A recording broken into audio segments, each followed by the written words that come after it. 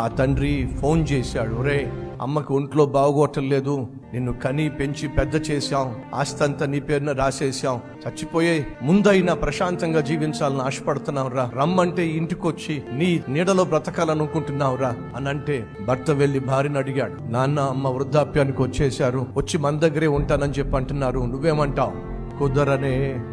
కుదరదు. మరి ఏం చేద్దామంటావు? ఇంటి బయట పందిరేద్దాం, ఆ పందిరిలో మంచం వేద్దాం, ఆ మంచం మీద వాళ్ళని పడుకోబెడదాం. సరే కనీసం రానిద్దాం, వీళ్ళ ముఖాలకి తిండే దండగా అని చెప్పి వాళ్ళ ఇంట్లో ఒక కుక్క ఉందండి, ఆ కుక్కకు ఒక ప్లేట్ ఉందండి, ఆ కుక్క ప్లేట్లోనే భర్త ముందు భోంచేసేవాడు, తర్వాత భార్య భోంచేసేది. ఈ లోపల కుక్క ప్లేటు కాస్త మాయమైపోయింది. ఇంటికి వచ్చిన భర్తను చూసి అత్త మీద మావ మీద లేనిపోనివన్నీ కల్పించి చెప్పేసరికి ఆ మూర్ఖుడేమో కర్ర పట్టుకుని పాప వృద్ధాప్యంలో ఉన్న తండ్రి మీదకెళ్ళి చావగొట్టబోయాడు. అలా కొడుతూ ఉంటే పరుగున కొడుకు చిన్న పిల్లవాడు, నాన్న